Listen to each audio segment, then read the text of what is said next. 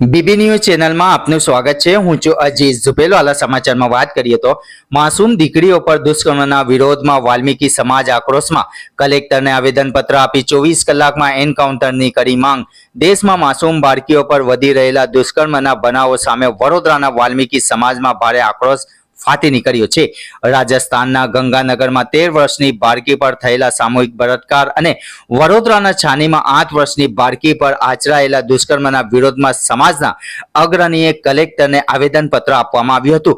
વાલ્મીકી સમાજના અગ્રણી અરુણ સોલંકીએ બેટી બચાવો અભિયાન સામે સવાલો ઉઠાવતા જણાવ્યું કે અદાલતોમાં તો માત્ર તારીખ પડતી હોવાથી નરાધમો બેફામ બન્યા છે।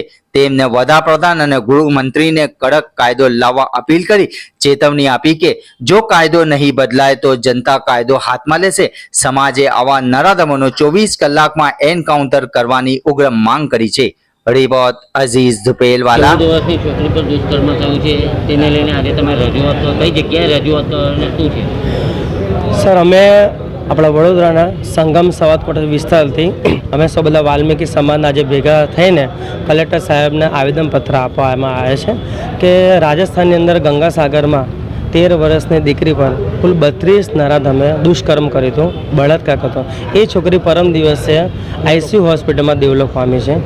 અને બીજું કે ગઈકાલે આપણા વડોદરાની અંદર છાણી વિસ્તારની અંદર 8 વર્ષની દીકરી પર 55 વર્ષના આધેડે પણ આ જ દુષ્કર્મ કર્યું હતું। તો મારા સરકારને એ જ કહેવું છે કે આપણા વડાપ્રધાન નરેન્દ્ર મોદી હોય કે આપણા ગુજરાત રાજ્યના આપણા ગૃહમંત્રી આપણા હર્ષ સંઘવી હોય, મેં દરેક લોકોને અમારા ભાજપ સરકારનું જે સરકાર ચાલે છે એમને મારે એક જ રિક્વેસ્ટ છે કે સર, આ ઘટના દિવસે ને દિવસે વધતી જાય છે। કોઈ નાની બાળકી અત્યારે સલામત રહે નહીં। અને તમે જે અભિયાન ચલાવી રહ્યા છે કે બેટી બચાવોનું અભિયાન, એ બેટી બચાવો કેવી રીતે સલામત છે?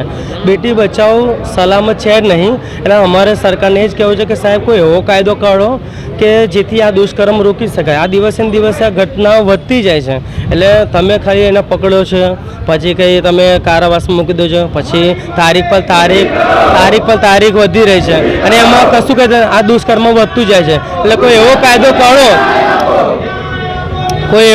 કાઢો કે જ્યાં દુષ્કર્મ રોકી શકાય। લેકિન એક સમય એવો આવશે કે આ જનતા કાયદો હાથમાં લેશે। માની લો કે જેની બાપની દીકરી પર દુષ્કર્મ થયું તે બાપ કાયદો હાથમાં લેશે અને જનતા પછી એને સજા આપશે। તો સરકારને અમને એ જ કે 24 કલાકની અંદર એન્કાઉન્ટર કરવામાં આવે એવો અમારો અભિપ્રાય છે। મારું નામ અરુણ સોલંકી છે।